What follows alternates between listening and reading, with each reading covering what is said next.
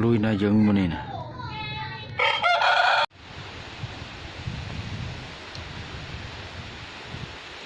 ฟ้าหอมเกมหอนน่ายัง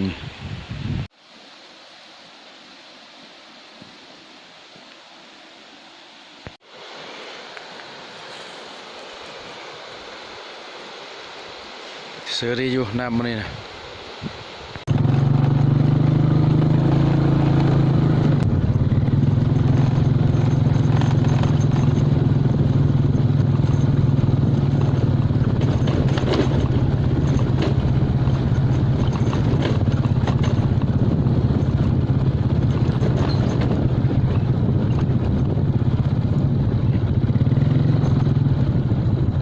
ตอนนี้ลูกฉลามยังลงไปบ่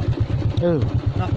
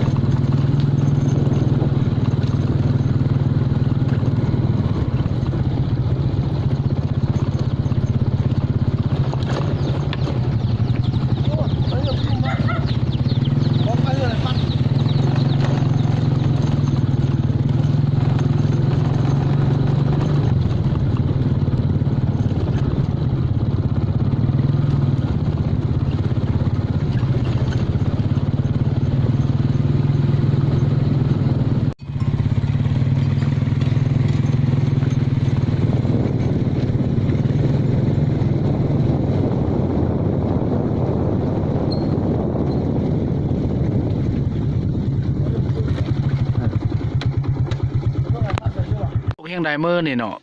คือว่ายังแหแบบ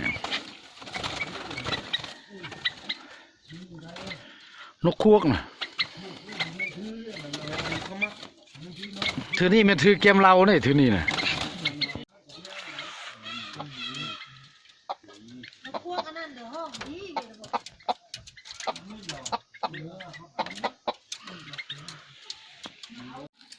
กินข้าวแรงอยู่นะยังมื้อนี่นะแกงปลาแดกแกงเกาเหลาสำเร็จภารกิจมาเนี่ย2-3 ตัว